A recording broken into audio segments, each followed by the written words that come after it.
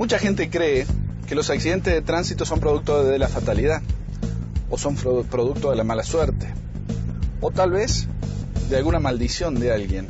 En realidad los accidentes tienen que ver con actos humanos, no son casuales, son causales.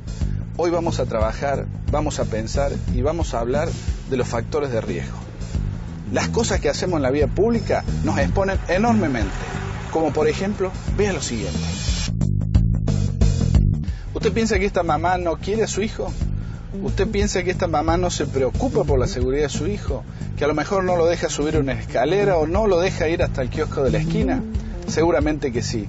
Lo que pasa es que esta mamá no tiene conciencia que colocarlo en el regazo cuando anda en el vehículo no es el mejor lugar para el niño, porque justamente allí lo expone a los riesgos más importantes y más peligrosos en caso de una frenada brusca o de un accidente. Dijimos factores de riesgo, dijimos la regla que podemos sintetizar como PCP, aquellas situaciones predisponentes, por ejemplo, todas aquellas dificultades que tenga el individuo para conducirse por la vía pública, es decir, defectos en la percepción de la velocidad, por ejemplo, defectos en la visión.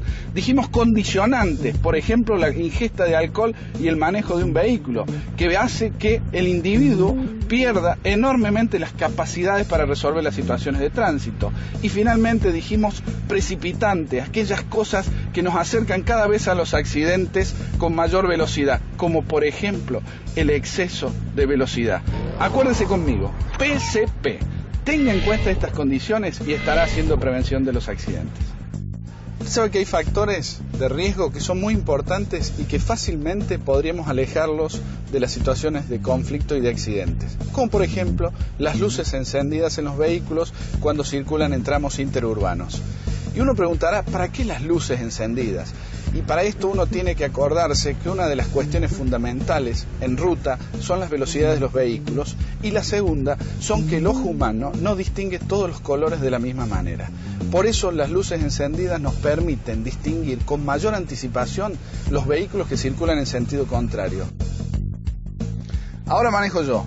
Vamos a ver otros factores de riesgo que tienen que ver con otras situaciones. Perdón. Me llaman por celular. Vamos a estacionar.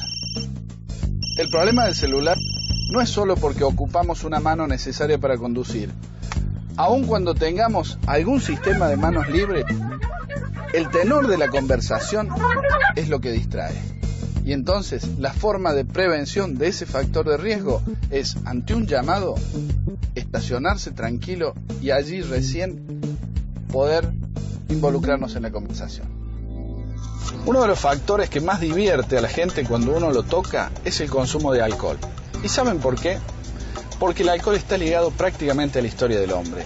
Desde que el hombre dejó de ser nómade y pasó a ser sedentario, empezó a descubrir que al almacenar granos se producía una bebida que resultaba muy interesante y muy agradable, sobre todo en momentos festivos. Y eso es el alcohol.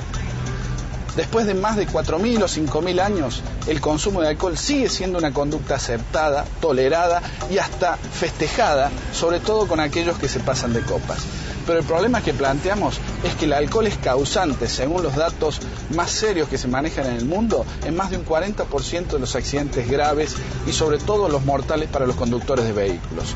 ¿Y por qué? Porque justamente el consumo de alcohol es lo que produce una afectación directa al sistema nervioso central, constituyendo un poderoso depresor que hace que un individuo tenga las reacciones mucho más lentas y esté en muchas menores condiciones para poder responder ante una situación de conflicto del tránsito. Además de todo ello, uno de los efectos más perjudiciales que tiene en el conductor el consumo de alcohol es que reduce su campo visual en forma importante a medida que aumenta la ingesta de alcohol. ¿Qué significa ello? Que cada vez, aunque esté el mismo conductor en el mismo vehículo, el alcohol va a hacer que su campo visual sea más estrecho, y entonces el cruce de peatones o la presencia de obstáculos en la vía pública al costado de la calzada pueden llegar a ser los determinantes de los accidentes. En definitiva, ninguna cantidad de alcohol es aconsejable cuando se va a manejar un vehículo, por el bien suyo, por el bien de los suyos y por el bien de todos nosotros. Alcohol y conducción absolutamente incompatibles.